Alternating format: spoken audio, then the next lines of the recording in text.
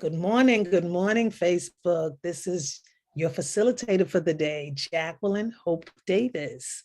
I'm a retired educator, healer, life coach, mentor, and empath, and I'm here to talk to you about retirement. So welcome, welcome, welcome.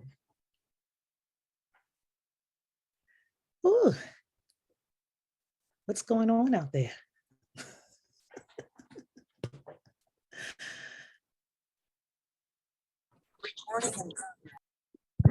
Morning, Adam. Hey. Good morning. Good morning, Purple. Good morning. Send me some energy. Thank you. Peace and blessings.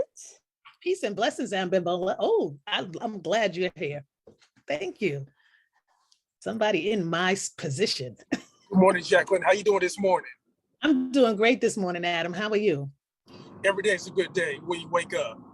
That's right. Every day's a brand new day. A brand new day. So who all is here? Let's see. I can't see all of you guys. Where are you? All right. Not letting me see the participants, but that's okay. Good morning, good morning, good morning. It's Jacqueline Hope Davis facilitating for today, talking to you about the ups and downs of retirement. Thank you, Purple. Thank you, thank you, thank you. Peace and blessing. Good morning, my sister, Teresa. My sister, myself. Love y'all. Love you. Thank you. Thank you for joining us. Who else? Who else? Who else? Who else is here? Have we met? My name is Jackie. Jacqueline Hope Davis, to be formal. Hey, good morning, Facebook. Good morning, Zoom. Good morning, Wake Up community. I'm glad you're here with me this morning. This is my first time. I feel like a virgin.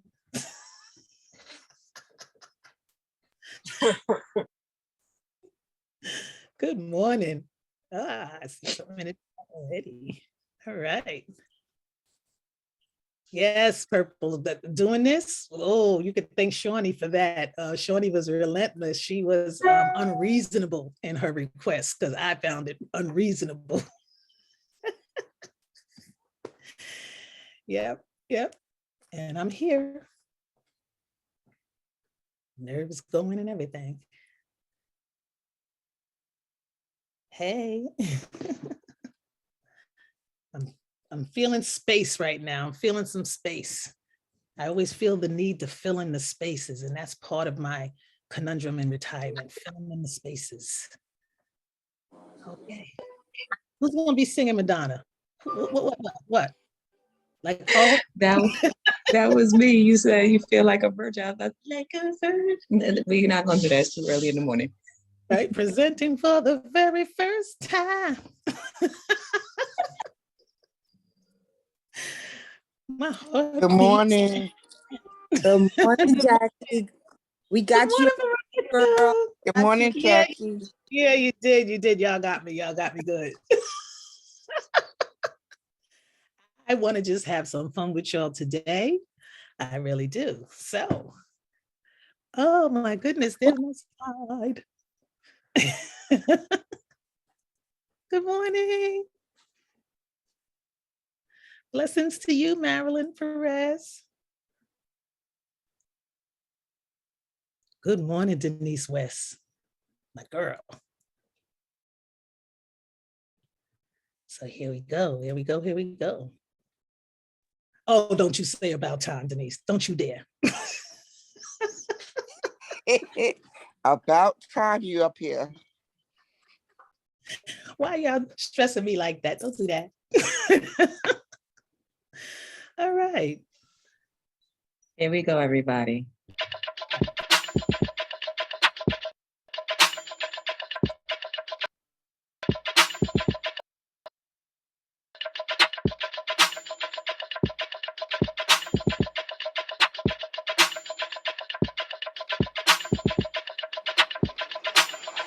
Wake up, everybody. It's time to get up. Wake up, everybody. It's time to get up. Stay woke. Stay woke. Stay woke. It's time to get up. Stay woke. Stay woke. Stay woke. It's time to get up. We're healing. We're dealing. We're growing. Together, together, releasing, we're teaching, we're moving. Together, together, we're learning, discerning, we're striving. Together, together, we're leading, connecting, transforming. Together, together.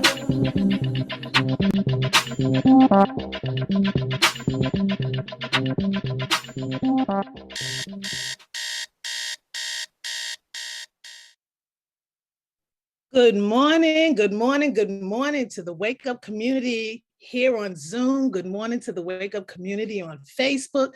Good morning to all my old friends that I've been hanging out with for the past 2 years since the pandemic, and for the lifesaver, Shawnee Benton Gibson, wherever you are.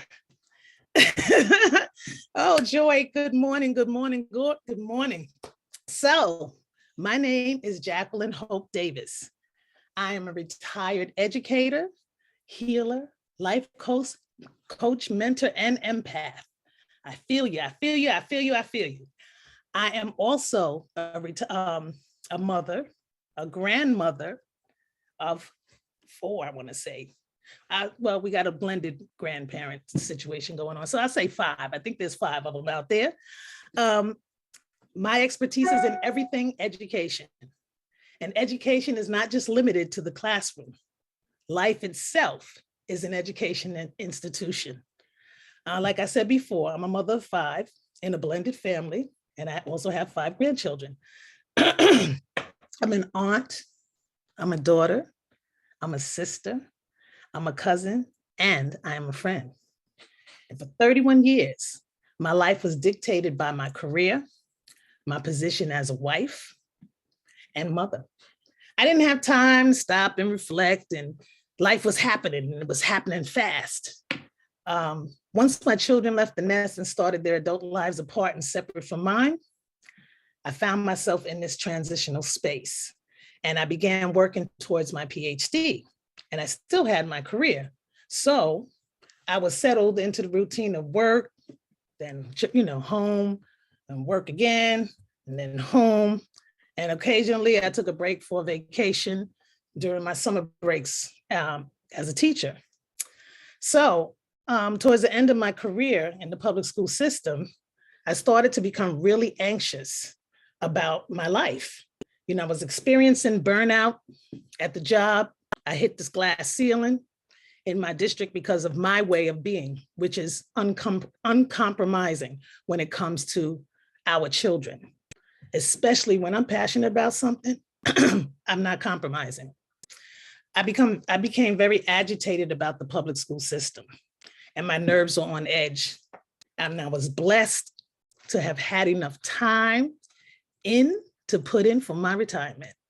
So on December 31st of 2019, I sent the postmark letter to my district with my intention to retire from the district as of June 30th, 2020. Good timing, don't you think? I was ready. I had saved money. I maxed out on my deferred compensation plan at work. I bought more life insurance so I could take my entire pension. My husband and I could both do that. And I had done some investing in stocks and cryptocurrency. I was 58 years old, 3 years past the age of 55, which was the age that I needed in order for my district to cover my health care. I had all my ducks in a row, and I was looking forward to a life of leisure and fun. Then COVID hit. I finished out my school year online, unable to enjoy my final year of teaching with my high school seniors, and I had really been looking forward to it. No prom, no senior trip, no senior breakfast, no contact. I was heartbroken. The joy of retirement was dampened by the pandemic. However, despite that, I was determined to travel. And most people are like, where are you going in 2020, girl? And guys, I went all over the place. I spent the next year ripping and running and basking in the joy of being retired. I even got the shirt, retired, earned it, living it, loving it. A colleague of mine gave that to me. And I loved the shirt so much, I went and purchased the other 2 colors that were available. So now I'm walking down the street and people would walk up to me and they say, oh, that's beautiful. You're retired. Man, I wish I could retire. So now that you're retired, what are you gonna do? I was like, do? I'm gonna wake up and make a decision every day. What do you mean do? I don't have to do anything. And at first that was so freeing. I was so happy. I know y'all saw me on Facebook sometimes with doing my 5 miles a day walking, because one of my goals was to stay fit and stay active. Well, after a year or so of that, I started to mourn my prior existence. I had no real plan for the next phase of my life. Anxiety had set in, and I thought, so you're retired. Now what? So I wanted you guys to look at this next slide here. But before you pull up the slides, lady, I want to ask the community a question. What does retirement mean to you? I'd like you to drop in the chat or come on, and speak to me and tell me, what does retirement mean to you? What does that mean, retirement? Oh, okay. So Veronica, let's You hear got from me, Veronica. honey. I retired in 2016. Okay. And my first trip was to Ethiopia. Ooh. And then after Ethiopia, I went to Ghana for 3 months. And then after Ghana, I went to Portugal, Spain, France, and Italy. And in between my trips, myself and 3 other retired ladies, we started a theater group. So we do the theater. Who? Theater, Broadway. Oh, theater. Oh, okay. So what we do is, I am a member of TDF. So I can get tickets for $40, $36, whatever. And we do theater, and we do plays, and we quilt, and we have fun. We're planning our trip for a month to Ghana in February. And in spite of the fact that my husband passed last November, and he did some of the trips since he retired, but I see retirement as a second lifestyle. And I have completely left education alone. And though I loved it and I was passionate about it, I have started a new life. I am so grateful for the opportunity to have lived to enjoy retirement. And I am so complete. Thank you so much. You are so complete, and you are so beautiful. Thank you so much for sharing. You are right, because girl, that was on my mind too, the traveling thing. And I started seeing my colleagues dropping like flies, like at work before they could retire. They were in their 70s still hanging out in the building. I'm like, what are you doing here? And some of them would retire and die within the first year. And that kind of scared me. And I was like, oh, no, I ain't going out like that. I can't go out like that. So I was like, no, let me get up out of here.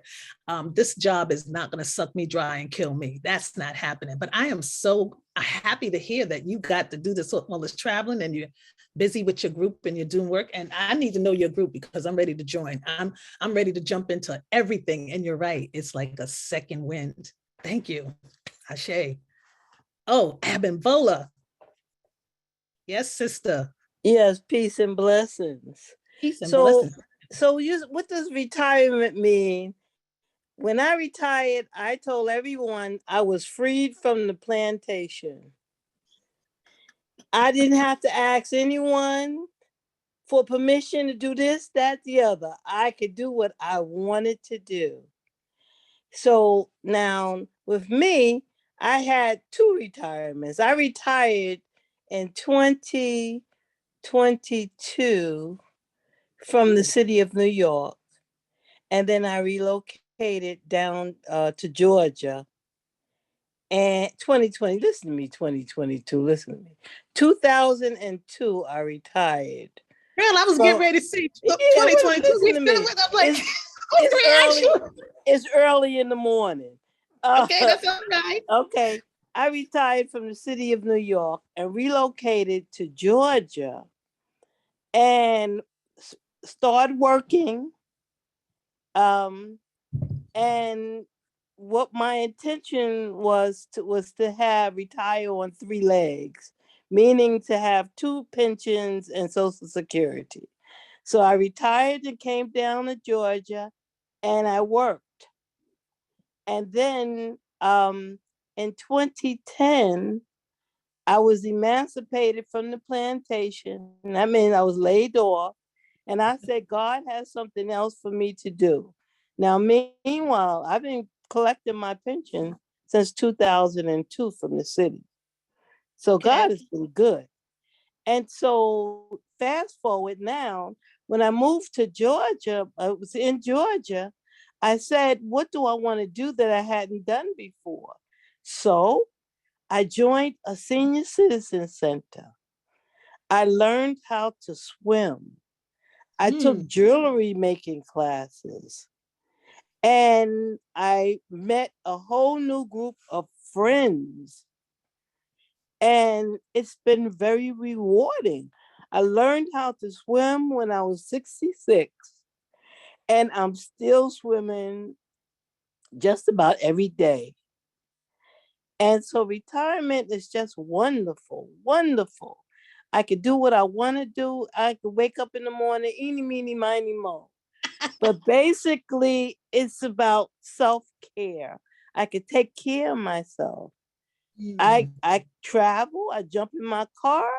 I could go to New York, I can go to Florida, I could do what I want to do.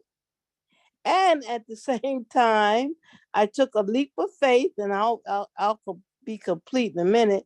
I took a leap of faith and decided to get some $22,000 dental implants. So I decided to get a part-time job 2 days a week to help pay for my dental implant. But girl, it's by choice. I can do what I want to do and I'm comfortable. So live your life like it's golden, because tomorrow is not promised to anyone. So, and I'm complete. Peace.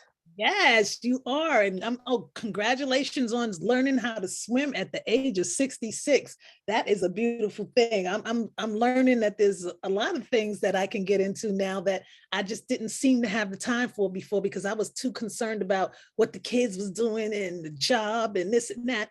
And now I have the freedom to do whatever it is I want to do. If I want to sit back on my butt and do nothing, I can do that. And I did that for a little bit too. So thank you so much for sharing with us, Abimbola.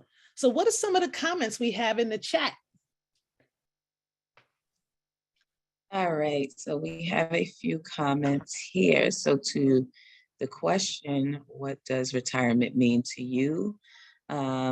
Marie says, I don't use the word, I call it my second spring. I'm starting my second spring next year. And then from Facebook, Rukia said retirement means freedom from the plantation. So she agrees with Abimbola. Shawnee said it's a rite of passage. It is a signal that a shift has occurred in how one focuses their time and attention regarding the more seasoned period in their lives. Yes. And Marie says, I'm here to learn and do more planning, get ideas for my second spring. Denise West says, to not have to work, to take it easy, officially set up financially, and getting a chance to travel, enjoy my hobbies, volunteering, staying active, but not working unless I want to. And then a couple more down here. I personally shared, I'm not retired, but my mother retired in 2021. after my father transitioned in 2020, and he provided for her ability to be able to retire. And so my mother has traveled. She's never traveled before. Now my mother is always somewhere.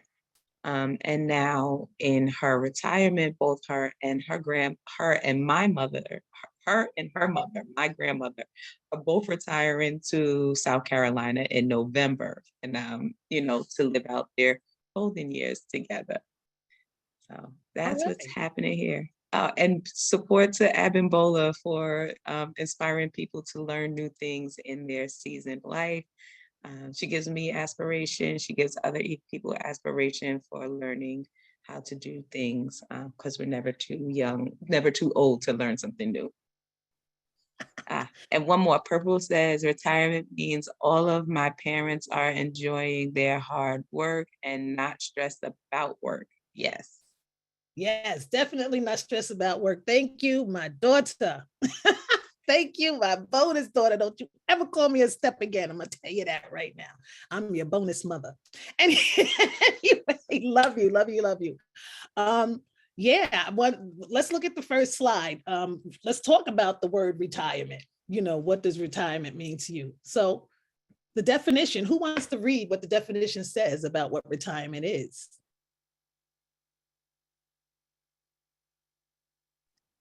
So Teresa, where you at, my friend? Or who else is because I was calling Abimbola, I'll read it. Okay, Abimbola, go ahead. Retired, someone who have left one's job and ceased to work. Isn't it funny that it's so final?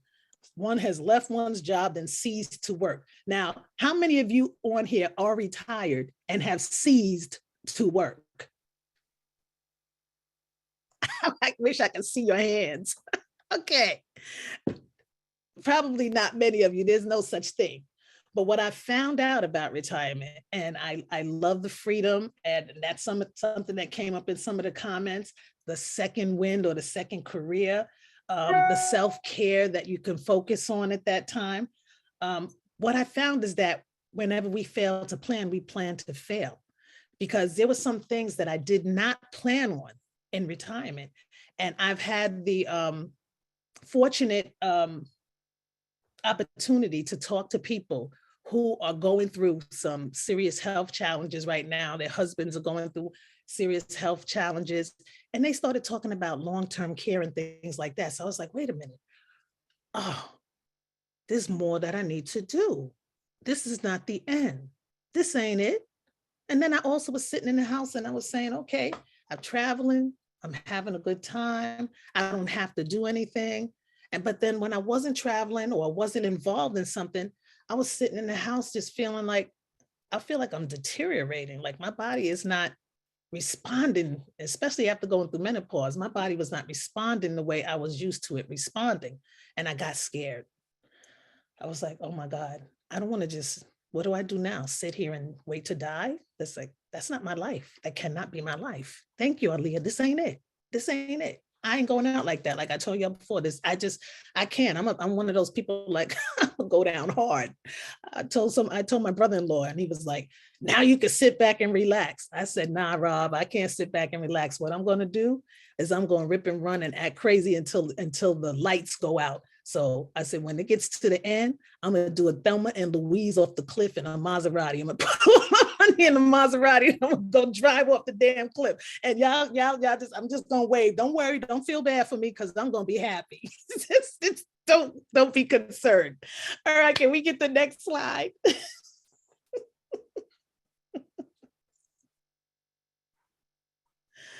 Oh, thank you, Tiffany. Oh boy. So this one is retirement. I love quotes, and I'm like Dion Monsanto. I can talk forever about a quote. I'll pick one of my favorites and I'll just start going with it. Bro, retirement, I found, is like a blank sheet of paper. It's a chance to redesign your life into something different and new, right? And I know Shawnee said something to that effect earlier in her comment. And yeah, it is. It definitely is. You get to start over. like Abimbola said, some people decide to do second careers. Myself, I decided to do a lot of professional and personal growth. And so I got into what a lot of people on here have done, which is the Landmark Forum. I've done that. I've done some of their courses. I'm right now in their Introduction Leaders program, which is changing, and I'll tell you about that a little later. And I am finding that I did have some more growth to do. So just because you're retired, just because you're, in your 60s, I'm 60, or whatever, doesn't mean that growth stops there. Doesn't mean that there's still not work to do. And I think that I will be working on myself until the day I leave this planet and transition to another place, because there's always something to learn and there's always something to do. That's right. The life is a marathon. And guess what? I ran up the mountain, I made it up there, and I retired and I slid down because I was like, yeah, this is fun. And now I'm at the bottom of another mountain about to climb. So Abimbola knows what I'm talking about, because she went and got another career because she wanted to get those teeth done. And yes, all of these things are a concern. Let me tell you guys, work on your health. Make sure you keep your teeth healthy. Your feet and teeth. That's what I tell people, feet and teeth. You don't want either one of those to get messed up, because you will be screwed, okay? So yeah, I want to make sure that I have the resources to take care of things like that. And that is, you can take this, go to the next slide. That is one of the things that I wanted to talk to you guys about. And it's just some ups and some downs when it comes to retirement. It's not all freedom and peaches and cream and cherries on top and all of that. It's wonderful if you have two essentials: much to live on, and this is the financial part, and much to live for. And that's redesigning your life and looking at, so from here to the next level, what am I going to do with myself? Am I just going to sit back? There's lots to do. The world is open to you, okay? And if you like, you're right, Kenyofu, it's wonderful if you have the resources to do it. So you take the slide down and go to the next one. I want to stop here for a second and see if there's anything in the chat that anybody wants to share. Tiff? Thank you, Denise. Okay, yeah, much to live on. Right. Yes. So in the chat, we have Kenyofu saying retirement is wonderful. If you have, she's no, you can. On it, much to live for. Gina says, yes, feet and teeth, got it. Thanks, big sis. Yeah, everybody is with you this morning and following along with you and your journey in retirement. Okay, so let's talk about financial. Yeah, thank you, Tiffany. Let's talk about financial planning. One of the things that I was pretty savvy about while I was working was planning, for my retirement, because I did not want to be like my mother. My mother worked until she was in her 60s, but she was a nurse's aide, and she had left that career and moved down to Florida with my stepfather. And then when they divorced, she came back and she didn't have that job anymore, and she had pulled all the money out of her pension to make the move. So she had to kind of start all over. So she started working for ABC down in Manhattan as a clerk, a male clerk. And then I guess, pretty much just doing clerical work around there. And so she didn't really, at that point, she didn't have a pension. And so she's depending completely on Social Security. And so we're finding that luckily for her, she has 8 children. She had 8 children. She has 7 left. And we help her quite a bit. If we did not help her, she would have to either live with one of us, or she would be probably doing what I've heard some seniors have done when they are in that situation. And that's like eating dog food, actually buying the cheapest thing that they can get. And thank God for pantries, food pantries, because they can also, there's several that operate in her area, especially during the week, but she doesn't have to go there. So she didn't really plan well. So I looked at my mother as a non-example, and I was like, I'm not doing that. I'm not doing that. And I'm not doing that. So I've been very conservative in my spending. I've always lived below my means. and I have put money aside, and my whole thing was to get some real estate. So in your financial planning, one of the things you want to do is make sure that you have an investment retirement, an individual retirement account. For some people who are working in businesses, they have their self-directed 401k or their self-directed IRA. Annuities are really good because they can provide you income for the rest of your life. And so if you have a pension, that's great, but some people don't have pensions like my mother. So if she had an annuity, if she had put money aside in an annuity, she would be living off of her annuity right now. And there are different types of annuity. It depends on your financial situation and what your goals are for your retirement. So you need to get with a financial planner and really sit down and look at what you have and make a decision about what you want your life to look like for the next, I don't know how many years. And that's how you'll determine what kind of annuities and what kind of savings and whatever it is that you need to do in order to have that lifestyle that you're planning for. So one of the pitfalls that I encountered with annuities was the deferred compensation annuity, the 403B that I had in education. And it's good because the money is there. As long as I don't deplete that money, it will continue to gain some interest and income for me. But even at this stage in retirement, and I'm in my second year of retirement, I am looking at making some new moves with that money, because I want to make sure that that money can provide income for me, not just, more income for me, not just living off of interest, because as you can see, the stock market has been tanking. And a lot of these annuities and IRAs are based on the stock market. So you have to make sure that when you get an annuity, you get at least one that that can protect you. You can have a shield on it, so to speak. It's almost like a glorified CD. So you put the money in, you don't touch it for a period of time, and no matter what happens with the market, you won't lose more than a certain amount. You set that amount because they have, I think they have like 10%, 15%, 25% drop in the market. You'll be protected. I was a little riskier. I was like, okay, I'll go with the 10%. 25% is like the maximum. You don't want your money to go down, but I want to make sure that I'm earning. I don't want to sit there being afraid of taking some small risks. And because I have a pension, I'm fortunate to be able to do that. Some people don't have a pension and they can't do that, and they have to be very careful. So I'm finding that it's been a tightrope walk for me with the financial stuff. And me, I want to travel and I want real estate, which I find to be one of the best investments you can possibly make in your life, including in retirement. Another thing that people use to acquire wealth, because it's not really something that you would use to create income, is insurance. And I am a big supporter of insurance, because what I was able to do was my husband and I decided that we would take 100% of our pension, because in the state of New York, you can leave a certain, amount back, so that if one of the spouses pass away, they can receive their spouse's pension. You don't get the whole pension, you get a portion of it.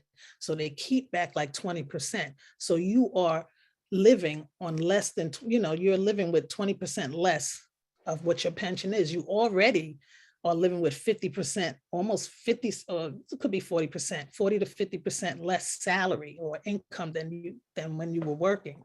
So that is a big cut. And that's to me, that was like living check to check. And I didn't want to do that, especially not after all the work that I had put into the system. I just didn't want to do that. So we decided that we would take our pensions 100%, but we covered each other with insurance. So we have several insurance products, and a lot of people say, oh, you should just get term. My attitude about term, and this may not be everybody's attitude, is that it's amount to bad. That's mine. Because after 10 years or 20 years, whatever your term is, it's gone and you're still here. And as Chris Rock would say, okay, you get insurance in case shit happens, excuse my French. And what if shit don't happen? Do you get your money back? Heck no. So I was like, nah, I want something where I'm gonna get some kind of return on my money. So I have products, insurance products that have a cash value. I have one that has a spectacular cash value because I rolled over some money from my 403B and I put it in there. So if I want to borrow money, I don't have to borrow from a bank. I borrow from myself. I borrow from my insurance. The thing about that is you don't have to pay that back, but it will decrease the amount of insurance that's left for your beneficiaries, which some people don't care about that. You know, I care about it, but some people don't care about that. And it's been a journey, but I've used my insurance when I needed money and I borrowed from it. And with one of them, I didn't pay it back. I just paid the interest so that it doesn't decrease my the amount any more than it needs to be. But the other one, I'm just holding on to it. It has a lot of value to it. And if I need to buy a house or if I need to help my children with a career, a business, or whatever they want to do, purple, I have the money to give it to them. And that's my whole thing, is that I want to create generational wealth and I want my children to be well. And so I make sure that I have some reserves for them. And just in case anything happens, you never know. That's what I do with insurance. So I'm a big supporter of it, of getting insurance, especially whole life policies or what they call it, universal life policies. Oh, investments. To me, and in the group that I've been in, the Journey to Wealth group with Alicia Holmes, I see that the ladies who are retired, who have real estate, are doing quite well. And so I really support people going out and jumping in and getting that real estate. Don't be afraid. Do not be afraid to purchase real estate. You know what one of the benefits of getting real estate debt is? Your credit score goes through the roof. I didn't know that. I'm thinking, okay, I got credit cards, I paid them off. I should have a nice credit score, right? I did all of that for years. I never hit past the 700s. The moment all of my debt turned into real estate debt, and I'm including even timeshares, they're real estate debt, mortgage debt, I hit those 800s. Finally, with all that hard work I was doing all those years, I never hit the 800s. I'm in the 800s now. So I can pretty much, go buy whatever I want. And I can get that low interest rate on the car if I want to get a car. And cars are terrible investments, guys, but if you need it, you need it, savings. I'm big on savings, but my savings are in places where they can earn me a lot of interest. I don't believe in putting money in a savings account except for to cover basic expenses. You should have at least 6 months to a year of money put aside for, let's say you get laid off, you lose a job, something happens, you become ill. You want to be able to pay your bills, your mortgage, your rent, whatever it is, for at least 6 months to 12 months. So definitely you should have some savings. My savings are in a mutual fund. So yeah, I'm a little bit shaky right now because of the stock market, but I still haven't lost more than what I've gained more than what I would have lost if I put it in a savings account at 1%. Or 0.01%, whatever it was for a long period of time. Now that the feds have raised the rates, the savings rate should be up a little bit, but I haven't seen them go up with more than 2 or 3%. I'm getting at least 7, 8% on my money in a mutual fund, sometimes more than that. So I definitely say, put that money aside, but put it in a vehicle that is going to bring you some more, money, interest. There you go, savings. Got it, Abimbola. Okay, and the last thing, and I had sent music that didn't get sent to Kenyo for a time because I've been thinking about this in my head, and my theme song is like Trouble Band from, Curtis Mayfield, Taxes, Debt, and Trouble. Because when you get into retirement, this is what's happening. That was the biggest shock for me. Taxes. I'm thinking, okay, I'm making 6 figures.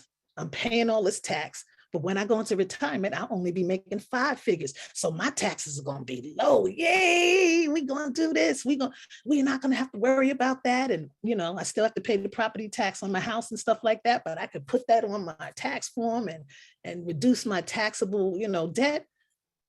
It was the complete opposite. It was the complete opposite. So now with my financial planner and find out what can I do to protect my money from the government. It's like I worked for the government for 31 years, 31 years, and they still got their hands in my pocket. I feel like I got a hole in my pocket. Money is just running out because my taxes are astronomical. And if you take money out of your tax deferred annuity in retirement, they had, because of 2020, they had lowered the age because they were like, if you take it out before a certain age, you're going to have this federal penalty. They took that penalty away. Still didn't make a difference because I was getting taxed on that money. That money is considered income, even though it was income that I put aside because I didn't pay the taxes for it while I was working. I now have to pay the taxes for it if I want to use it. And I didn't see that when my financial planner said, oh, you know, max out on this and the other, and your tax deferred comp account is going to help. I didn't think about that. I thought about the value of the dollar. And I was like, okay, the dollar's not going to be worth as much going forward. So, you know, let me try to take as much money as I can and buy as much as I can right now, which wasn't the worst strategy. But I didn't know that when I took that money out, I would get hit over the head like that. So I actually felt like Tarzan and Jane or whatever, and I was like getting dragged through the woods with this tax business. So yeah, now I'm looking for tax shelters. So I created an LLC, which is my new coaching business that I'm starting. And I'm still getting my feet wet in that. I'm getting all the training that I can so that I can make this a viable business, because you need to have a viable business. Yeah, I was doing little piecemeal businesses along the way to write off my travel, to write off my events that I would have at my house. I was doing all of that. But in this state, New York especially, taxes are something. And that's why people flee to places like Pennsylvania, North Carolina, Nevada, Florida, Tennessee, a couple of others, I believe. And I'm looking at Florida right now. I'm not looking at leaving New York completely because I'm a New York girl. I can't see myself really living forever somewhere else. I have to have a foot in New York, but I'm definitely going to, thank you. I'm definitely going to look into a primary home in Florida or somewhere like that. But now with this hurricane going on, I'm like, do you want to go there? My brother-in-law's away in Panama, but his house is getting hit over the head by Ian. So I was like, woo, I am not sure. So yeah, let's go to the comments. I see a couple of things in the comments that were popping up. Okay, yes, so there are many comments that are popping up. We had Aaliyah who was seeking clarity on which type of insurance did you have? Did you have term or whole? No term for me. I had term attached to my whole life policies. And guess what? That term policy is up this year. And so thankfully, I didn't spend a lot on the term. Term is very cheap. You should have it. If you really need to have insurance and you don't have the money to get a whole life policy, but you know, you need insurance, term is a good alternative. You don't spend a lot. Like I think my term insurance cost me $31 a month. And I had coverage of, I think it was 200,000 of the term. And when I do that, when I did that within my whole life policy, it really jumped up the payout, the payoff of my, you know, what my beneficiaries would get in the event of my demise. Well, guess what? I'm still here. And I paid that money for, I don't know, I guess it was 10 years. And you know, I could have taken that $31 a month times 12 for 10 years and invested it in something else where I would actually have a return on my money. So right now that money is gone, but it was okay because I had children. I wanted to make sure everything was there. I did what I could do. And so I don't regret doing that because I could have spent $31 a month going out to dinner. You know, it's not that big of a deal, but it doesn't give you that longevity. It doesn't. So my thing is, you can, term is fine, but you want to make sure that you have a whole life policy too, especially if you want to do something more with your money, or you want to have some a place where you can go and get money without having to take out a loan or use a credit card. I actually took out a HELOC recently on my home, and people told me, do not take out home equity loan and credit out. That's a second mortgage on your home. If something happens to that, blah, blah, blah, blah, blah. I'm like, listen, I use my HELOC like a checking account. I do. And because the interest rate is very low on that, I can pay off something. The HELOC interest is low. I can use it to purchase something else. And then I pay that off, and I just keep using it. It's only a 5-year draw period. Once that's done, it's done, and you're just left with the debt. So our plan is that by the end of the 5 years, we will have cleared that credit line. But we are definitely planning on using it for this second home. Oh, yes, we are. We already renovated the kitchen, as you guys saw months ago. That was another one. But anything that I can do to increase the value of my portfolio is what I'm doing. And real estate is one of those things. So I am definitely renovating a lot of stuff in my house. I started with the kitchen and the first floor, and we're going to continue to do that, and then purchase another place. And this lady spoke to me yesterday, just yesterday, I was speaking to this lady, and Jacqueline. Yes. Yeah. Before you go into that story, you unpacked a lot in those slides. So okay. Yeah, let me slow down. Right. Let's invite a voice into the space. Does anyone have a specific question or a reflection? Maybe they've now realized that there are some things that they should recalibrate in their own financial planning for retirement. So I'm looking for voices to share, hands to be raised. Yeah, I saw some stuff in the chat. I saw some stuff pop through. So I know some of you have something to share, and maybe you would have more questions. So feel free to jump right on in. I'll answer what I can. I'm not a financial planner. Let me put that disclaimer out there. I'm just a person going through life. All right. Looking. So we have Purple's hand up. Yeah, Purple, how much you need? How much you need now? You something else. You know me. I got to get mine. But I appreciate that, all of that my parents are setting up, which is very new because their parents didn't have anything. And I just always say, I want y'all to live it up and, leave me the records or something. You sound like your father. He's like, we don't need to leave them nothing. We can just as long as we don't leave them a bill. I'm like, no, we leaving them something. Listen. I know y'all generation. That generation is different. The generations before would pass it down, pass it on. And I heard from enough of my friends' family. So I say, hey, leave me the record collection. I'm good. I'll make do. No, but seriously, as I'm listening to this conversation, I used to be, and I feel like in my 20s, I was playing better. And then I don't play anymore. I'll take my savings, use my savings, and got to keep starting all over. And with really being terminated, this is an interesting conversation because I was there and saying, though I plan to move on in my position, I plan to stay in the company because I'm getting older, think about retirement. I do what I love and I can maneuver. I'm in a community I love. So that has changed, right? Mm. And I also look at my generation is probably the last generation that work long-term jobs. Yeah. Because the generations behind me, they don't play that. They work 6 months, they don't like it, they leave. And they are setting themselves up, with these businesses, work from home, any kind of business. They are retiring 35, 45 and all that. So I am like, it doesn't seem realistic for me to try to get in the job and work long-term because those jobs are the things that's making me sick. And as I'm coming on my last month of health insurance, I'm doing laps with all my doctors to try to now restore what I harmed by working at the job that I was trying to retire from. So it's a mess.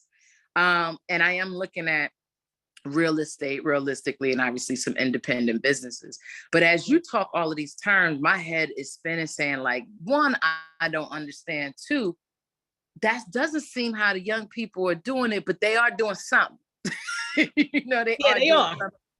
They are. they stacking, you know, and they flipping, and it's working. It seems to be working. So I see myself, you know, sometimes as one of those people that's just like, I have not worked a job long-term enough to really set it up. I do 401ks when I'm there. I got a 413, but when I look at it, I'm like, I ain't what to live off of. And I'll be talking to some financial planners now, but I'm just curious, what is one at my age group, you know, who's been an artist and an independent contractor? I still say you can save. That was the biggest thing I was able to do for a long time. And then I used my savings. So I'm reminded right now, and I'm thinking of the life insurance. And here's the question. I don't have any kids and I don't own any property. Who am I leaving what to? Right? Like I have renters insurance and on my life insurance for my job. I put all my nieces and nephews and my godchildren, right? I don't even know where my godchildren at, but I still just put their name, right? Yeah. So there's a part of it that's like, I got to do this for me. I'm one of these people that might have to just look out for me as I age, you know? And anything you could say about that, or anything to consider? Yeah, well, when we get down to a slide later on, I'm going to talk about that long-term stuff. But I do find that a lot of the young people, like you said, and Janae is one of them, they don't play. They're like, okay, this job, I'm giving you 3 years and that's it, I'm out, you know, and they're not playing that. But what I'm finding, and I didn't know that it even existed, is that there are self-directed IRAs and there are self-directed 401ks that if you are in a business and let's say you're a consultant, because you're doing consulting. Yeah, that's what's next for me, yeah. Yeah, and Janae is also, she still is doing consulting, Purple's younger sister. You can have your own self-directed IRA. I didn't even know these things existed until recently. I didn't even know, because if I'm not as adventurous as you guys were. I was like, let me get that government job and get that pension, you know, that's what I was doing. Hey, but those are drying up though. Those are drying up. And this generation Z and whatever, XYZ and the millennials, they're like, nah, we're not doing that. They're looking at us and we're not doing the struggle, love, mommy. We're not doing the struggle in the job, and we're going to hang in there so we can get that pension 30 years from now. Heck no, I'm not giving nobody 30 years of my life like that. And I don't blame you. And I don't blame any of you. And if you can be independent and do your own thing and support yourself, I am 100% behind you with that. Look into the self-directed IRAs. Look into the self-directed 401ks. And you can create that. You have your LLC, you have your business, whatever it is. That's like in New York State, that's $200 every 2 years to have that. The limited liability corporation, is that what it's called? Limited liability. Yeah, corporation. Yeah, because I saw somebody in the chat was asking what was the LLC. That is another way. That's another reason why I created the LLC, because I did want to do a self-directed IRA. I can't put any more money into my IRA. Once you retire, you can't put any more money into those vehicles. So you are stuck pretty much with what you got and trying to make it work for you. So I was like, go ahead.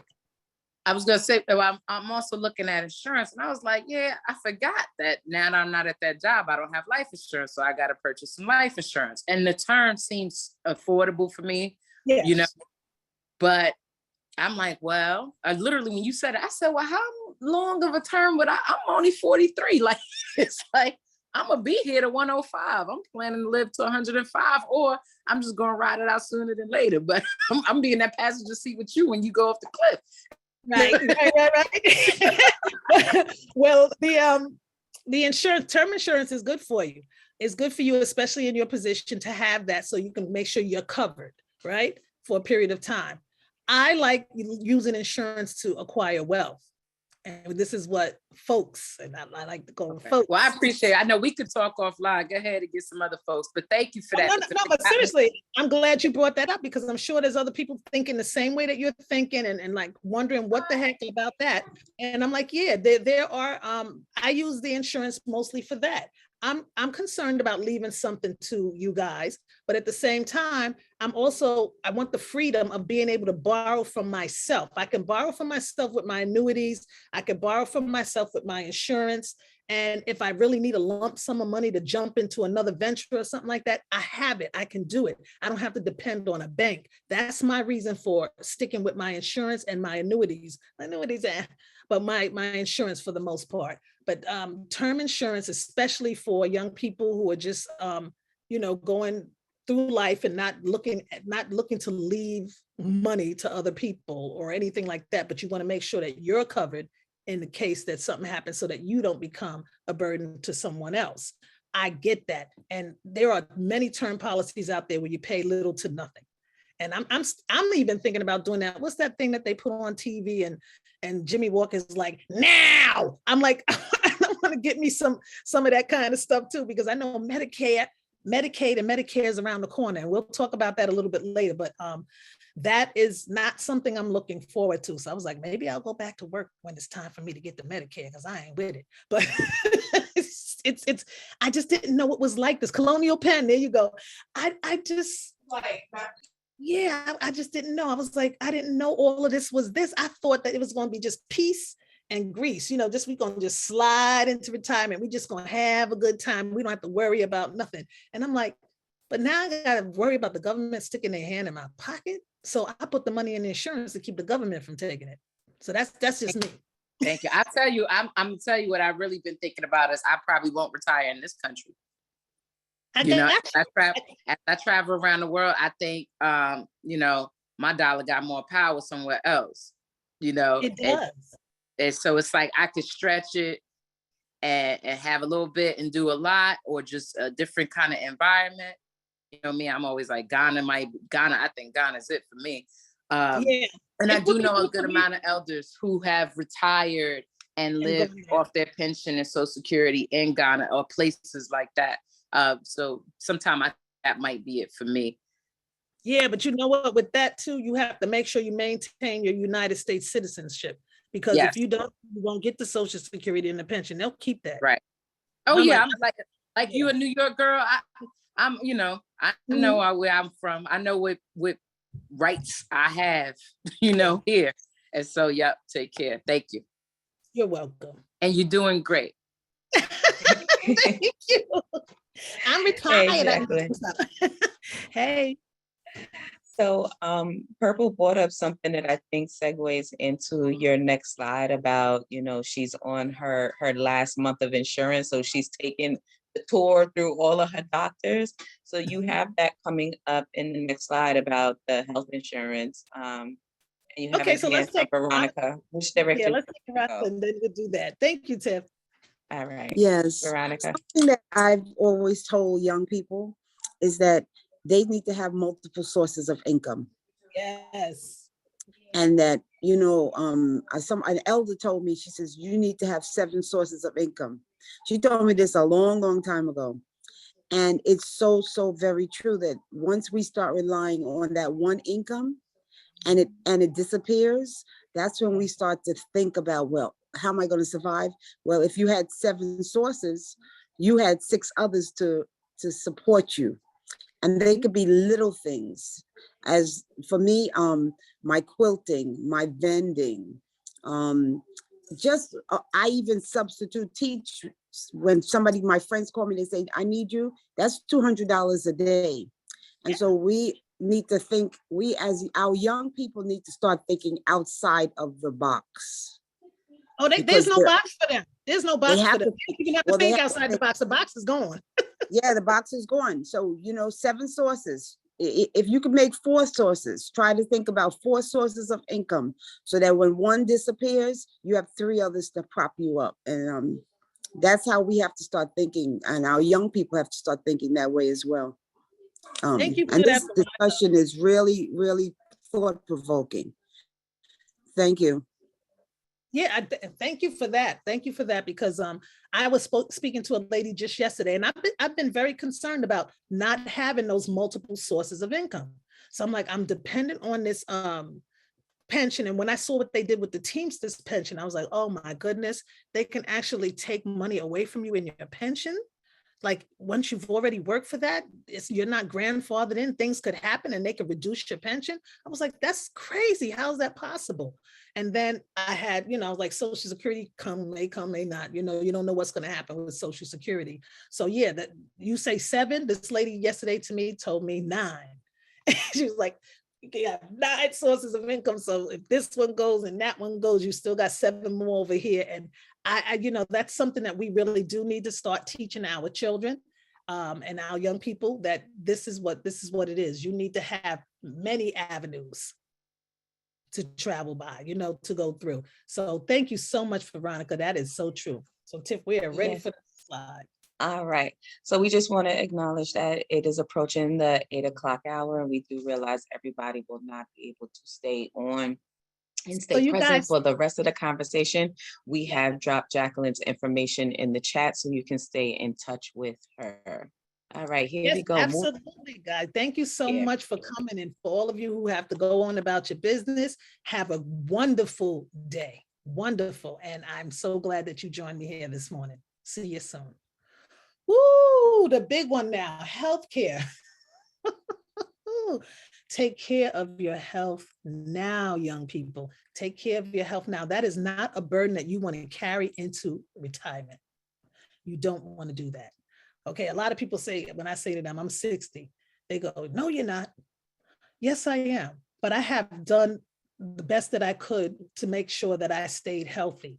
And whenever I was in a toxic situation, I always tried to find a way to deal with that situation. I think when Purple told me she was having problems at her job, I said, listen, I bring my little, even though I wasn't supposed to, bring my little candle into the classroom. I have my scents the way I want them. I play my music when I first came in, because it got to be so toxic with the administration in the district that I was working in, that I needed a space, just a space to be clear, and I just had to set up my room in a way that was a sanctuary for me. And I did that for as long as I could until it worked, until it didn't. And then I was like, even now, because I'm really funny about people coming into my space. I don't want people in my house that I don't feel their spirit is conducive to me. And I definitely didn't want people in my classroom whose spirit wasn't conducive to me. I would meet you at the door and go, may I help you? Because I don't want you crossing my threshold. I'm funny about that. So yeah, take care of your health now. And like I said, teeth and feet, because when your feet hurt and your teeth hurt, girl, life is terrible. It's just not a good feeling. And I see so many people neglecting those things. And there's simple things that you can do early on to make sure. So, even here on WOO, so many people come on and talk about health. I'm strictly, I'm a holistic homeopathic person at heart. I don't believe in taking medication. So when they told me I had diabetes, I was like, you a lie. No, I don't. Okay. There may be a glucose issue, but I do not have diabetes. Guess what? I went from being diagnosed with diabetes 4 years ago to being pre-diabetic now. So what is that? I did it all naturally. No metformin, none of that kind of stuff like that. I just watched what I was eating. I started taking more supplements and minerals and just being really careful about the stress, because I found that even when my diet was the way it was supposed to be, my glucose numbers were still going up. And I'm like, how is that? It was stress. Once I left the job and I got free of that, and I started freeing myself up, even doing the landmark form and everything freed me up even more from the stress of family and everything. I was able to move on. I was able to see just how much that stress was messing with my life. And so manage your stress, learn how to manage your stress. If you have to go to therapy, if you have to take up some kind of sport or exercise or whatever the case is, if you have a group of friends that are support that you can speak to, do that. Do whatever it takes to protect your health, because without health, you have nothing. I don't care how well you financially plan. I don't care about your careers, your streams of income, nothing. If you don't have health, you are in trouble. And when you get into the retirement age and you have to deal with issues like long-term healthcare or chronic healthcare, it could wipe you out financially, completely wipe you out. And you'll be completely dependent on the system or dependent on whatever pension or whatever it is that you have. And that's no joke. So when I saw the members of my family aging, and I saw what was happening with some, and my mother has been very bright about this. Like, she knew years ago. She would say, don't put so-and-so in a nursing home. They're gonna wipe you out financially. What you better do is put your house in my name and put your house in this name. And she was, West Indians, boy, I tell you. But she was like, you better hide your income, because if you get sick, they're gonna wipe you out. And she is not, she didn't never lied. She never lied about that. So we are looking at that now.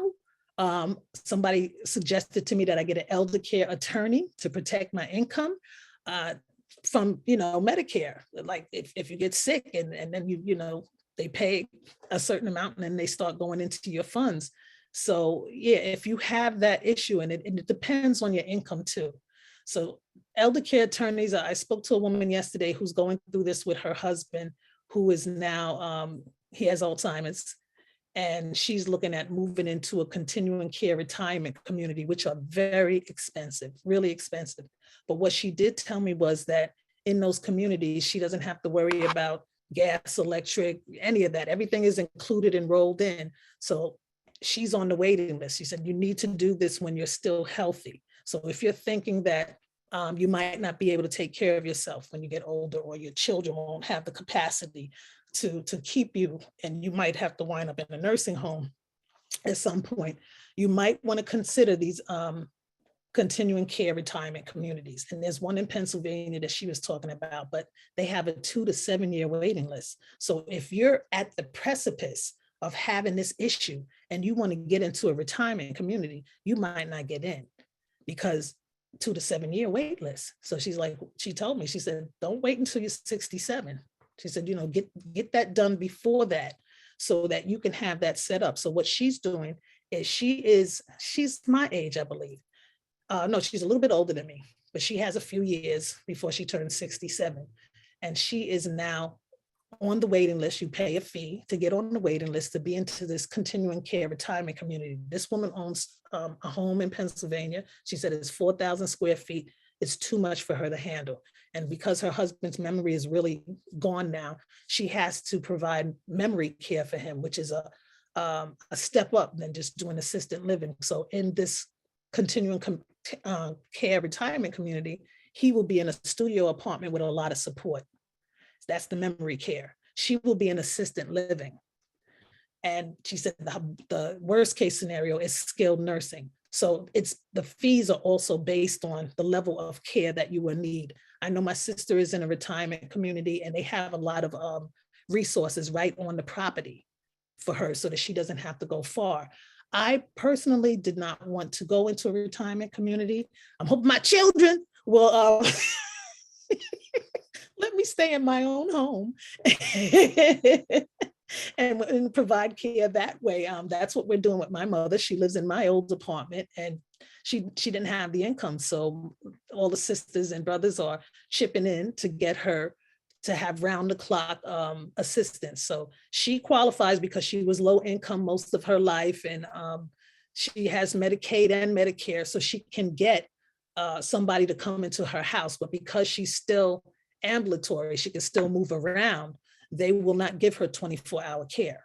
So we've gotten 4 hours, then we got 8 hours, now we've got 12 hours of care for her every day, but we have to provide the other 12 hours of care because she doesn't want to be alone. So we pay somebody to stay overnight with her.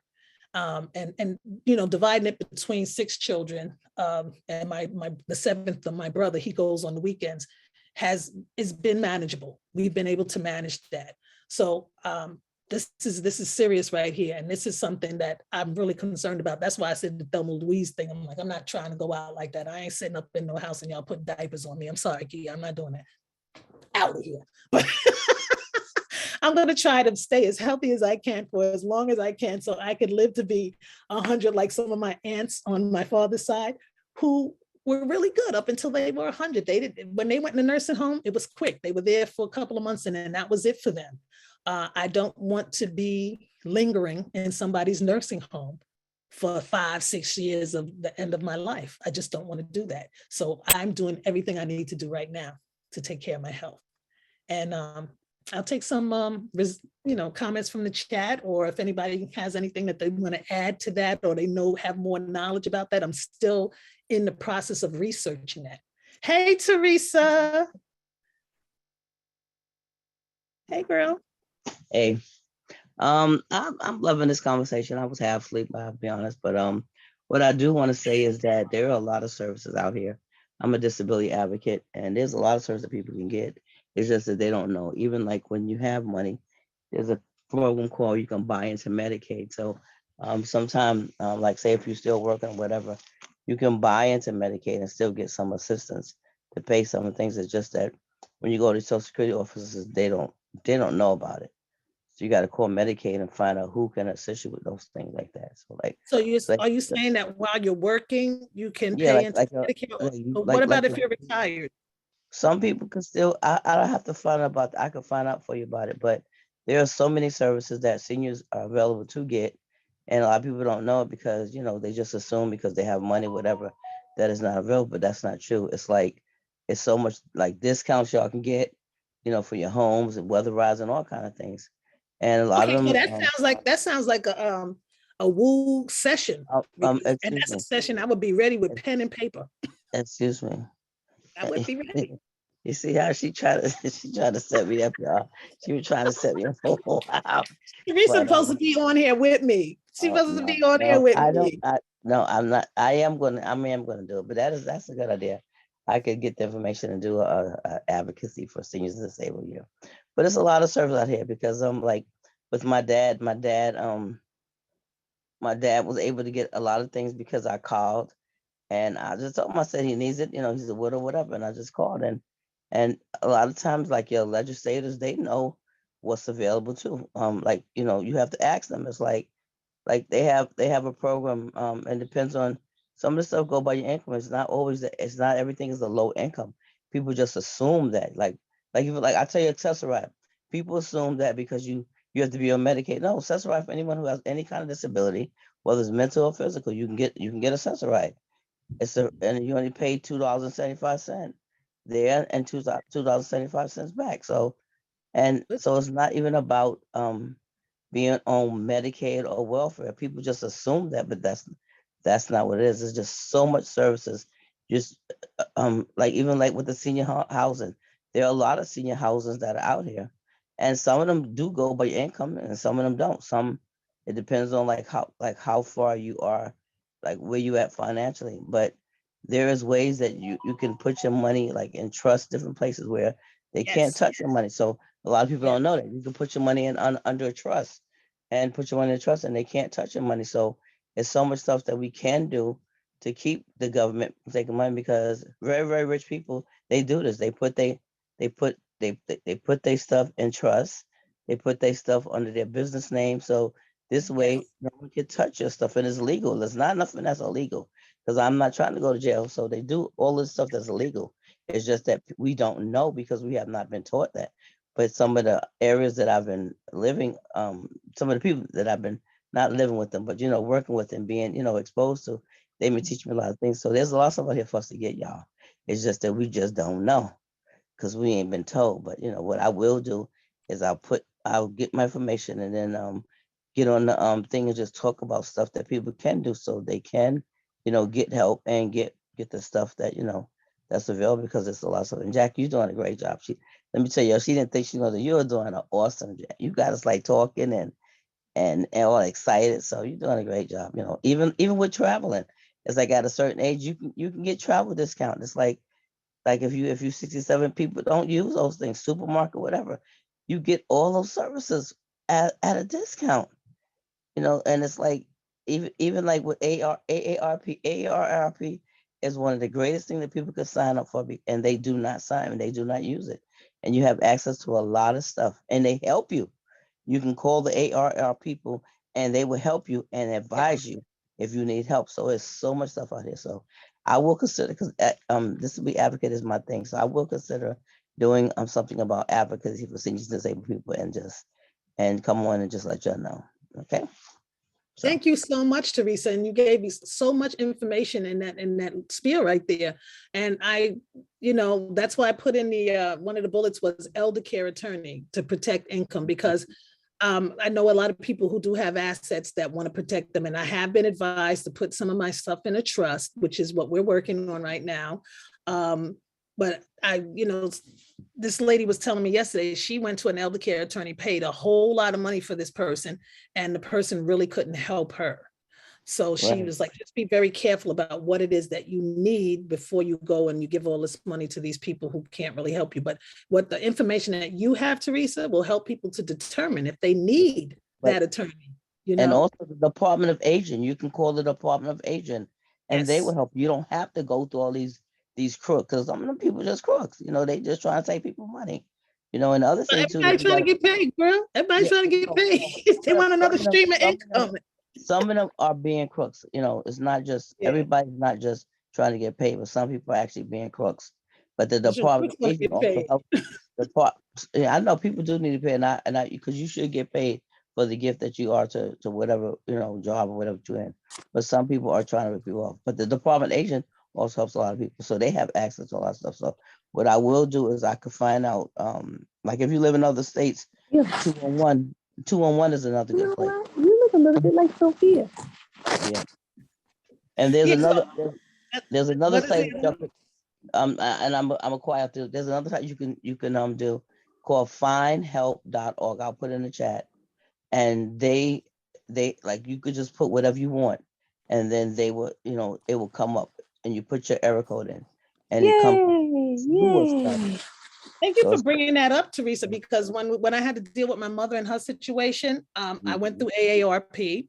I called you, and you told me about the Department of Aging, and we did all of that. And we found out, because they were telling us that she couldn't have more than 8 hours of a home, healthcare or whatever it was, a home attendant. And that wasn't true. No, it's not true. So thank you so much for giving me that resource to call so that I could find out what we could do with her. And that is excellent advice. And I look forward to you facilitating and bringing all of that information here, because I could tell you, like I saw somebody in the comments said, my head is spinning. When you talk about what you're talking about, my head starts spinning, because I'm in that place right now. I'm there, and I'm like, okay, what do I do? What do I do? What do I do? How do I do this? I shouldn't be this stressed out in retirement, worrying about my nest egg being, taken from under me.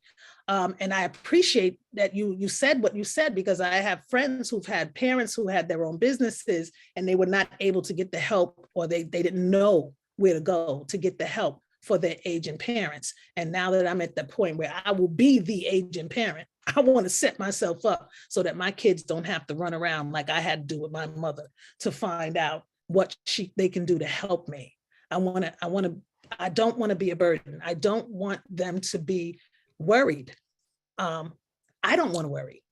So yes, thank you so much for that information. And I look forward to getting even more information from you. And I'll take a comment from Andrea now. Okay, got it.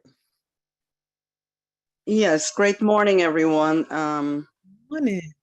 Now, I'm not going to repeat what Teresa said, but just to piggyback on in terms of discounts and all of that, check in your area and see, like the supermarkets, they have days for seniors where they can get discount off of their bills.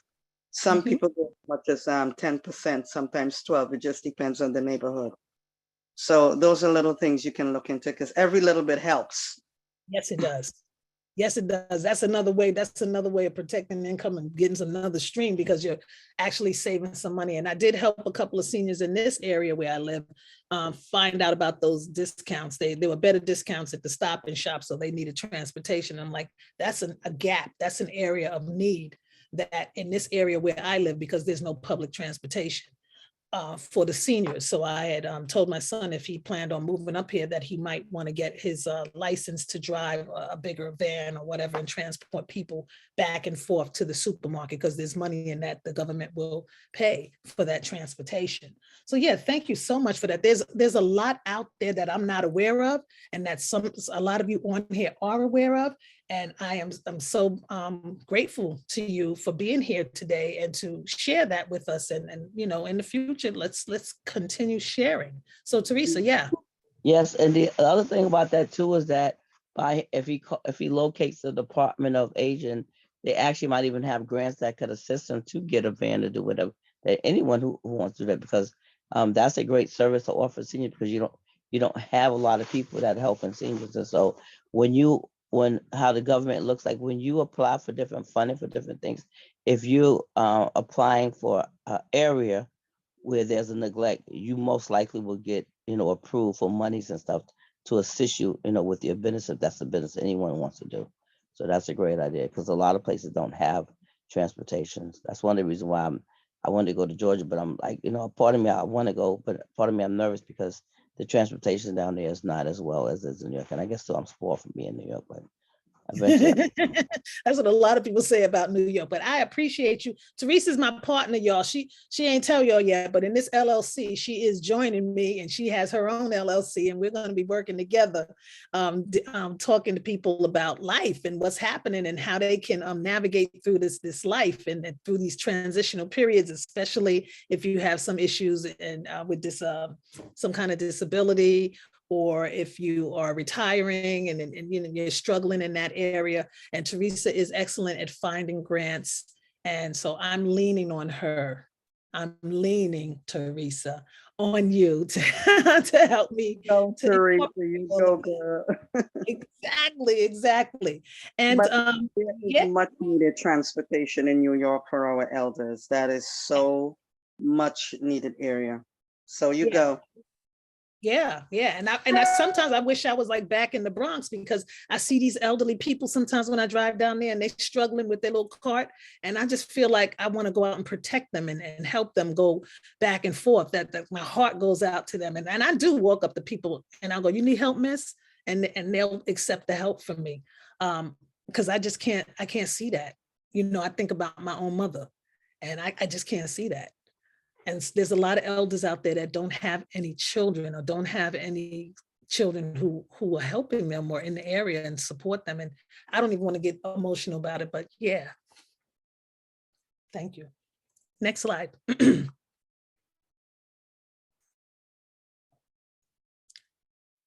So this is just preparing. You see, I'm getting emotional now, preparing emotionally for retirement. Don't simply retire from something, have something to retire to. Veronica and Abimbola were great examples of that in the beginning, how they talked about what they're now doing with their time. Because it's not, some people think it's just a time you just sit back and you just chill. You don't want to stop moving. Your body needs to move. You want to get out there. You want to keep your mind active, because people that have severe memory problems, sometimes if they had done the crossword puzzles and things to keep themselves sharp, they wouldn't deteriorate so quickly. So yeah, you do have to keep your body moving. And yeah, sitting, but you're right, Zakia, that gets old quick, because you're sitting there and you're going like, damn, is this it? I'm just going to sit here and watch TV all day and get fat and my bones won't work. And I was looking for a house with one level because I'm becoming a senior citizen. And I said to myself, but if I get the house with one level, then I won't be going up and down the stairs. And I want to keep myself flexible and moving. So I'm like, nah, I'm going to keep it going. I'm going to keep it moving. I'm going to keep going up and down them stairs, until I can't. I'm going to keep it going. All right, next slide. Woo, the do's and don'ts of retirement. You may want to take a screenshot of this when it comes up, all right? Do create a structure. What are you going to do with your life? So, Veronica had so many things that she's doing. I had a routine, and because of arthritis in my right knee, I had to change my routine a little bit. But I got involved in other things that are more sedentary, which I'm not really that happy about, but I still am keeping my mind active. I have been the clearest that I have been in the last 15 years right now. I have not been this clear thinking. I don't know if it was the stress. I don't know what it was, but I feel like I was when I was like 18, 19, with my mind just going and growing. So yeah, create a structure in your life that will keep you moving and active. Don't wait to start planning either for your retirement or for your later years. I don't know, we even know if I want to call it retirement, for your your transition into the next phase of your life. Do start saving and investing now. Okay, whatever you need to do, if it's a mutual fund, if you're putting in a savings account, if you're putting it in some, if you do invest, please minimize your risk, because you know the stock market is really, right now is probably the best time to buy in, because the stocks and everything have tanked. And when you put your money in there and you just wait a few years, you'll see some serious growth. Don't rely on Social Security. My mom is relying on Social Security. And I just, it's not enough. It's just not enough, especially in New York, to live on, unless you, like Teresa said, know all of the resources and stuff that's out there that can help you with that. Then yeah, but I wouldn't rely on anything like that that's not in your control. And do prepare for the unexpected. Do prepare for that long-term health care, a death of a spouse or something like that, because, you know, I'm always concerned about that loss of income in the house. How are you going to supplement that if something should happen? What if something should happen to you? How is that? What's going to be left for others to deal with? So yeah, prepare. And I'm one of those people who believe in preparing. And I have had great timing in my life when it comes to transitions and when to know when to jump to the next thing. Even with the retirement, I had no idea the pandemic was coming. I had no idea. My mind just said, something's not right. This doesn't feel good. I need to move on. And I did. I did the same thing when I was working in New York City Board of Ed. I saw things coming down the line and I was like, nah, not for me. I'm out. And all of my friends who stayed were like, you left at the perfect time. God has given me the gift of timing. Okay, he has given me the gift of timing and I'm so grateful. So take a screenshot of that, commit that to memory, whatever you need to do. Next slide. Whew. And I'm going to make it to I didn't think I had enough to carry a 90-minute conversation. But I did. And there's so much that you guys have brought to the community and I'm so grateful. So often, okay, anyway, my husband's going out to walk, so he wanted to give me a kiss before he left. Often when you think that you're at the end of something, you're really at the beginning of something else. And I learned this in Landmark because I went through this whole ILP thing, got candidated, became an introduction leader. And then I had this great euphoric moment and I was like, yeah, here we go. I'm just on fire. That lasted for a week. 1 week. And then I was like, okay. All right, so that's over. Now what? You know, so it's always that new mountain to climb. There's always that new challenge to, to pursue. There's always that new relationship, whatever it is.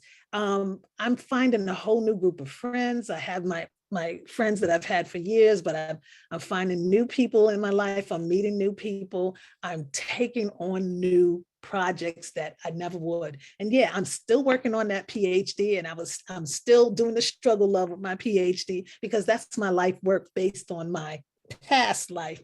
And I want to complete that. So I hired a coach, which I will be starting in October, to help push me through that, to get that done, because I'm already halfway through and I just stopped. And I was like, okay, why am I stopped? And this is why I had to go and do some personal growth and development. And if there's another slide, I think there is. This is my final slide. And it's my vision of what I see retirement as. And I see it as just another of the reinventions, another chance to do new things and to be a new version of me. And I love this me right now. This me was the me. This is similar to the 19-year-old me. And even though I've grown a lot and learned a lot, that youthful feeling that I had at 19, I'm going to college, I'm moving on, I'm doing something new. I got it again. I got it again. And my life is like a beacon. I'm like, I'm lit up. I don't know if y'all can see it, but I am lit up. And I'm having such a great time. And I'm really seeing people for the first time, like I've never seen them before. And so I want to thank all of you for joining me today. I want to thank Shawnee for pushing me and never giving up on me and saying, Jacqueline, when are you going to do this? And I just said, all right, I'm doing it. And I got to tell you, even when I was on vacation last week in St. Martin, I couldn't rest because I was like, I got to do the wake up. Oh, I got to do the wake up. What am I going to do? What am I going to do? Okay, what am I going to do? I had several topics, and Mika brought this out of me. She said, when you talk about retirement, you get lit up, girl. I'm like, yeah, that's what I'm going to do. Thank you, Coach Mika. And I want to thank you all. And I am complete. Yeah. I just want to say thank you. I'm not new to the space, but I don't come on often. But when I saw that topic, because I'm in that space. Yes. So 2 weeks ago, I decided that I am done with the institution that I'm working with because it's so toxic. It just made me sad just to walk into the space, even though I love working with my students. I'm a faculty counseling at one of the CUNY school. And once I made that decision, it was just a weight that came off of me, and spoke to my financial advisor, and, I have my numbers. They're not quite where I would like them to be, but you know what? They're enough, and I'm able to make more. Now you can open up them new streams of income, and you'll be fine. Oh yeah, and the goddess has always been good to me in terms of finance. But I just want to say, you just also gave me some new ideas to think about. And I'm a returned Peace Corps volunteer. I went to Peace Corps in my 20s, and I'm looking to going back as serving as a Peace Corps volunteer in my 60s and in South America. So that's one of my plans, is to continue to be in service, but doing the stuff that I love. Yeah, and I'm hearing South America is the new retirement spot, And it's not new because people have been talking about Costa Rica and Colombia and all that for a while. You can big bang for your buck down there.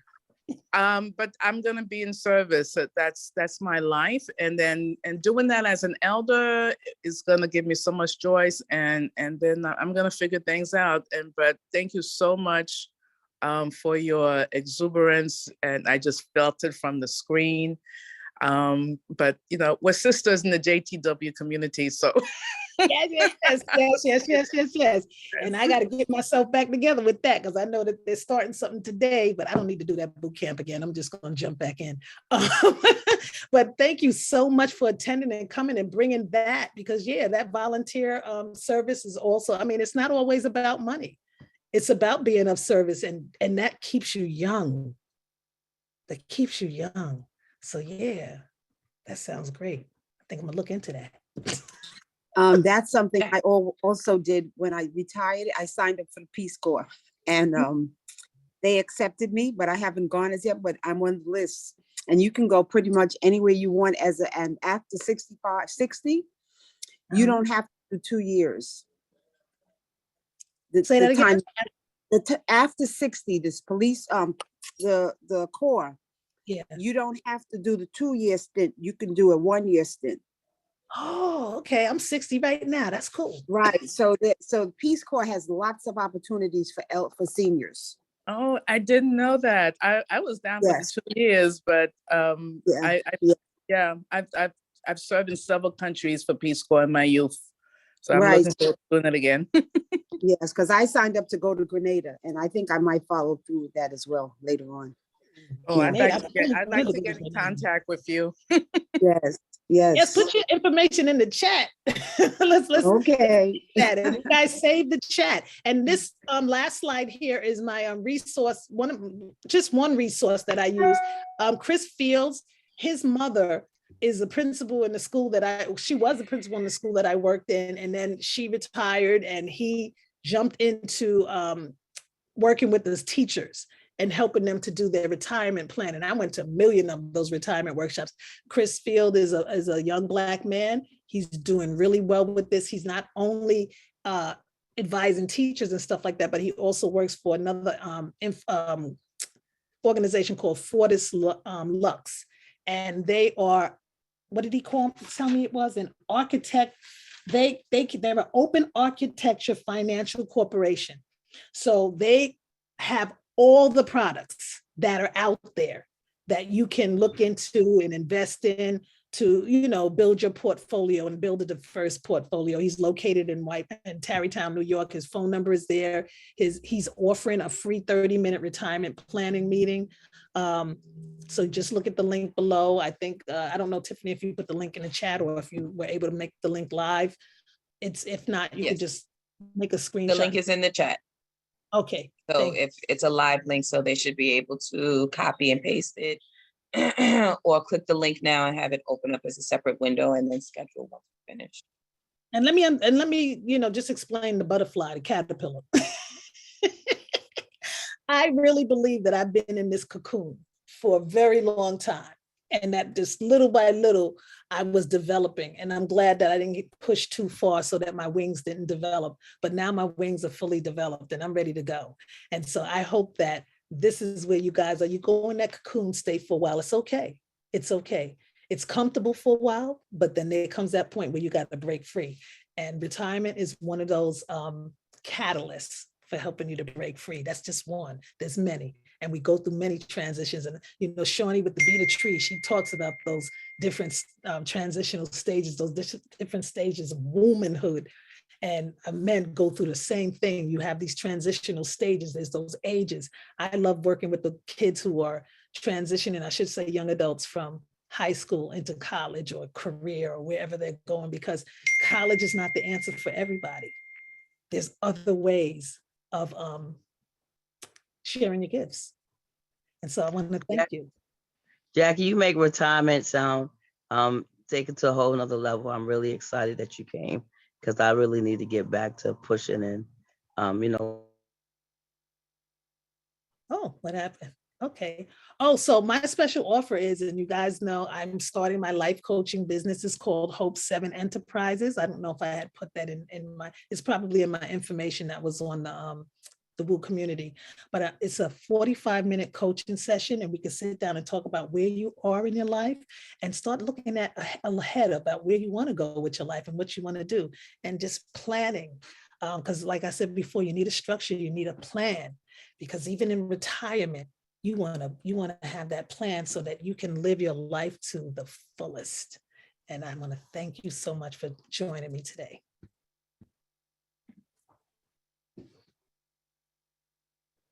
My contact information. Thank you. Okay, it's 845. My phone number is 845-492-1599. I'm on Facebook as Jacqueline Davis-Norris. And what I have there, I'm on Instagram at Jackie Hope 7. My middle name is Hope. That's why Hope is in everything. And my email is jhopedavis20@gmail.com. So you can take a snapshot of that if you want to get in contact with me. So I don't know, how do we give away this 45-minute coaching session? How do we do that? I didn't even think about that. Do we want to pick a number? For the person to get the 45-minute coaching, you can pick a number 1 through 19, and we will see who that lucky participant is. Okay, so I'm going to pick the number that was very transitional stage for me, that was so important, and that was 19. So number 19 is listed as Jennifer's iPhone. Oh, Jennifer. Jennifer, would you like to have a chat with me? Is Jennifer still here? She may not be able to come off of mute. She could try, type it in the chat, I accept, or we'll move on to another participant. We could try for another number. Hello? Hi. Okay, we can hear you. Hello? Hey, Jennifer. Hi, it's Jennifer. You Yes, are hello. Okay, I would love to. Yes. Oh, great. So you know what, Jennifer, you give me a call or Okay. send me a text and let me know what your availability is, and then we'll see if we can meet together. All right. Okay. I will do that. Thank you very much. Thank you. Thank you for accepting. Okay, thank you, thank Yep, you. This has been very, like, I'm glad I was invited in, and yes, thank you. Thank Yes, you. I'll leave I it. love hearing those young voices. I love it, love it, love it. Okay. Thank you. You're welcome. You're welcome. You're welcome.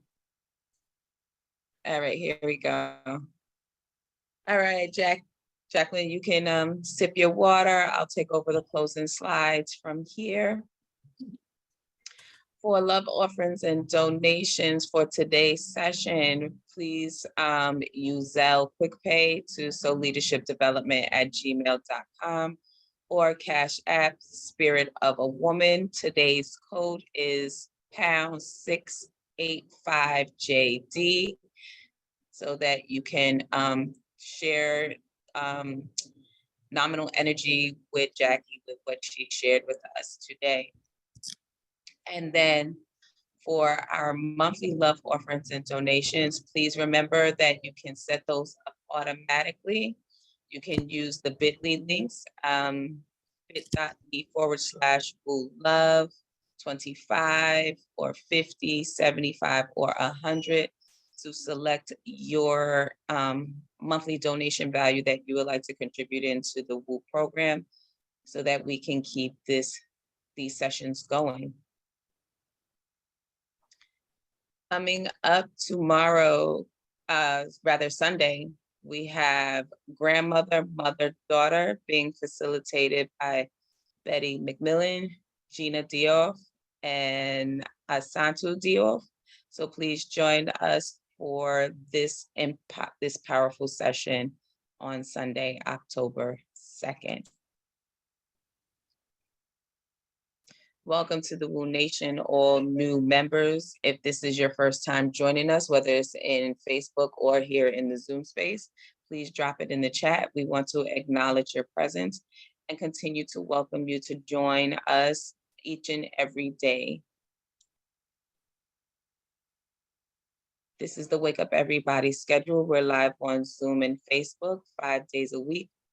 Sundays, Tuesdays, and Thursdays from 7 a.m. to 8:30 a.m. and Mondays and Wednesdays from 7 a.m. to 7:30 a.m. If you would like a notification when it's time to join us on one of these platforms, please text the word WOO Nation in cap lock to 74121. And now that the weather is changing, it is time to re-up on your WOO merch and get that hoodie, that sweatshirt. So please shop us at bit.ly/WOO swag. Thank you, and here's how you stay in touch. Register weekly at bit.ly/wake up movement so you can see which facilitators are coming up and the topics of discussion. Join us on our Facebook platforms and our private group at bit.ly/WOO community, or follow our public page, which is bit.ly/WOO Nation. On Instagram, you can watch clips at Wake Up Everybody Virtual. On YouTube, bit.ly/WOO on YouTube. And you can always email us at info.wakeupseries@gmail.com. We are always looking for volunteers to help keep this program going. So if, like Teresa, you have content that you would like to share with us, or you would like to help these programs keep going every morning and be on our admin team or our slides team, please email us at info.wakeupseries@gmail.com. Let us know that you're there and you want to be a part of this community. At this time, for the participants that are still in the space with us, I ask you to come off of mute.